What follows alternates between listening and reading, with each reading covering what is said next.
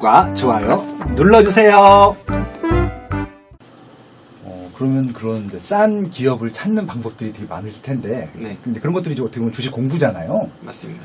그러니까 제 주변에 주식을 하시는 분들을 보면요, 네. 그냥 얘기하다가 누가 추천해주면 바로 그걸 사요 그냥. 네, 맞습니다. 이게 이거를 분석할 수 있는 방법들을 일반인들 잘 모르는 것 같아요. 네. 그러니까 뭐 다트라든지 이런 뭐 공시 사이트를 봐도 뭘 봐야 될지도 모르는 것 같고, 뭘 어떻게 시작해야 되는지도 모르고, 아까 말씀하신 대로 좀 전에 해주신 설명이 너무 좋았거든요. 저는 네. 그 PER 설명해 주신 부분도 좋았고, 이런 가치 투자에 대한 부분들, 모멘텀에 대한 부분들, 아까 말씀하신 펀더멘털이랑 밸류에이션이랑 이렇게 연관해서 해준 것들을 한 번에 얘기를 했는데, 네. 그래서 이제 주식 투자를 어떻게 해야 됩니까? 처음 시작하시는 분들 같은 경우는 어떻게 공부를 해야 됩니까?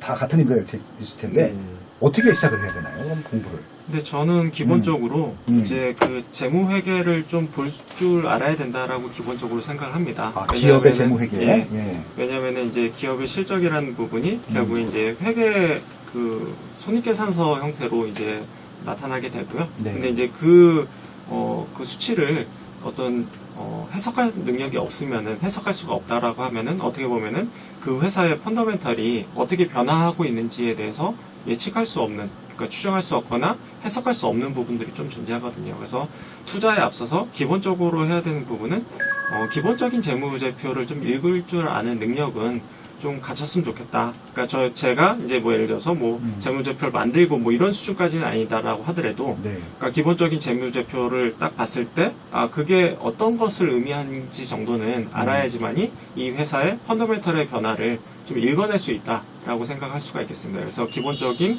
어떤 공부는 기본적인 재무회계에 대한 어떤 지식이나 이해는 좀 있었으면 좋겠다라고 생각이 드는 부분이 좀 있고요. 일반인들이 이걸 어떻게 공부해야 되나요? 그럼? 그냥 그 재무회계 책 중에서 읽는 법 이런 거? 예, 최근에 제일 많이 팔리는 책을 네. 그냥 사서 정독을 해주시면은 추천하실 만한 책 없습니까? 제가 이제 그 이건규 대표님 추천하시면 확실히 신뢰를 할 수 있을 것 같아서 다른 분들은 네. 그냥 뭐 예. 그 제가 최근에 이제 책을 이제 제가 회계책을 사서 볼 일은 별로 없어서, 네. 근데 이제 제가 이제 과거에 봤던 책 중에는 그 박동흑 회계사의 예.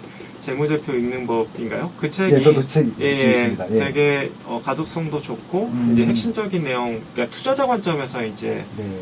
그 재무제표 해석하는 법을 좀 많이 쉽게 네. 이제 저술을 해주셨더라고요. 그래서 이제 그 책을 읽어주시면은 이제 기본적인 내용은 좀 이해할 수 있을 것 같고요. 네. 그리고 제가 이제 한 가지 더 추천드리고 싶은 부분은, 네. 결국에는 대부분의 이제 직장 생활을 하시는 경우가 좀 많이 있잖아요. 그렇죠. 그래서 뭐 예를 들어서 뭐 한 업종에서 뭐 5년, 10년 정도 일했다. 그게 뭐 건설업이 됐든 유통업이 됐든 IT가 됐든 네. 그 유관된 업종에 있어서는 네. 사실 이제 그분은 그 분야의 전문가라고 할 수가 있거든요. 그렇죠. 그래서 이제 그 분야에 있어서는 사실 이제 전문 투자인 저보다도 네. 오히려 더 잘 아실 수가 있어요. 그래서 이제 그러네요. 그 분야의 어떤 트렌드라든지 아니면은 그 분야에서 가장 최근에 두각을 나타내고 있는 회사라든지 이런 부분에 대해서 알아보고 투자하신다라고 하면은 투자에 대한 어떤 실패 확률을 좀 줄일 수 있지 않을까라는 생각은 갖고 있습니다. 그렇겠네요. 그러니까 예를 들어서 나는 건설사, 시공사인데 네. 경제 시공사들이 이제 분양 지적이 많은 줄 알 거 아니에요? 네, 맞습니다. 그걸 알면은 네. 경쟁 시공사 주식을 사는 거, 그런 거 말씀하신 거죠? 네, 맞습니다. 그러네요. 그러니까 이게 유관된 기업, 대부분 다 직장이실 텐데, 유관된 종목들이 다 있으시겠네요. 네. 그리고 뭐 네. 예를 들어서 뭐 이제 그 시공을 하는데 최근에 이제 어떤 인테리어 사업자가 네. 굉장히 두각을 나타내고 많은 수주를 받는다더라. 뭐 네. 이런 거라든지 뭐 굉장한 다양한 뭐 아이디어를 좀 얻을 수 있지 않을까라는 생각을 합니다. 네. 근데 제가 이제 비전문가로서 좀 가끔 가다가 이렇게 신문을 볼 때 애매한 것들이 네. 내부자 정보 이런 게 있어요. 예. 지금 말씀하신 것들 있잖아요. 그러니까 네. 내가 이제 갑기업이고 네. 2차 밴드, 3차 밴드. 그러니까 내가 갑기업이 잘 되는 것들은 2차 밴드, 3차 밴드 일을 더 주는 거니까. 네. 근데 2차 밴드, 3차 밴드가 상장된 회사야. 네. 그거 사는 것들은 법적으로 안 걸리나요? 근데 예를 들어서 이제 수주가 늘어나고 있다라는 부분은 사실 네. 이제 그 숫자에 해당되는 부분은 아니고요. 네. 내부자 정보의 이제 가장 문제가 되는 부분은 네. 그 숫자에 해당되는 부분입니다. 예를 들어서 이제 A라는 거래처가 굉장히 좀 거래가 많이 늘고 있다. 네. 이 부분은 사실 이제 그 회사의 실적을 아는 거는 아니거든요. 그렇죠. 예, 그냥 직관적으로 봤을 때 그 네. 회사의 실적이 늘어날 가능성이 높다라는 것 뿐이지 실제로 그 회사의 실적은, 그러니까 매출액은 늘었지만 사실 이제 실적은 생각보다 안 나올 수도 있는 부분이 있어요. 근데 그렇죠. 가장 문제가 되는 케이스는 네. 우리랑 거래 관계 있는데 그 네. 갑을 관계를 이용해서 네. 정보를 캐낸다. 네. 당신들 실적이 어떻게 나올 거냐. 만약에 이것을 알게 된다고 하면은 네. 요거는 굉장히 좀 심각한 문제라고 볼 수가 있어요. 부채가 얼마큼 있는데 없어졌고 매출이 네. 얼마큼 있고 수익이 얼마 났다. 네, 이런 정보를 알게 되면 큰일 나는 그거는 거죠. 정말 큰일 네. 나는 근데 일이죠. 그냥 네. 매출이 많이 발생하고 있다 정도로 파악해서 사는 것들은 네. 유관된 거래처가 상관없다. 늘어나고 있다. 네. 뭐 네. 이런 것들은 사실은 이제 음.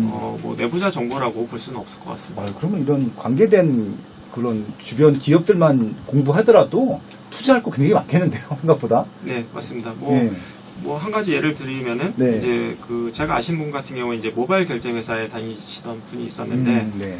이제 그 핀테크 뭐 이런 것인가 봐요. 예, 원래 이제 그 PC 게임 매출액이 좀 가장 많이 컸었거든요. 네. 이제 과거에 이제 10년 전 이야기인데요. 네. 근데 그분이 좀 주목했던 부분들은 이제 어느 날 갑자기 보니 이제 회사 매출액에 거의 한 80%가 PC 게임 매출액이었는데 모바일 게임 매출액이 50%를 넘어서는 걸 좀 목격을 한 거죠. 네.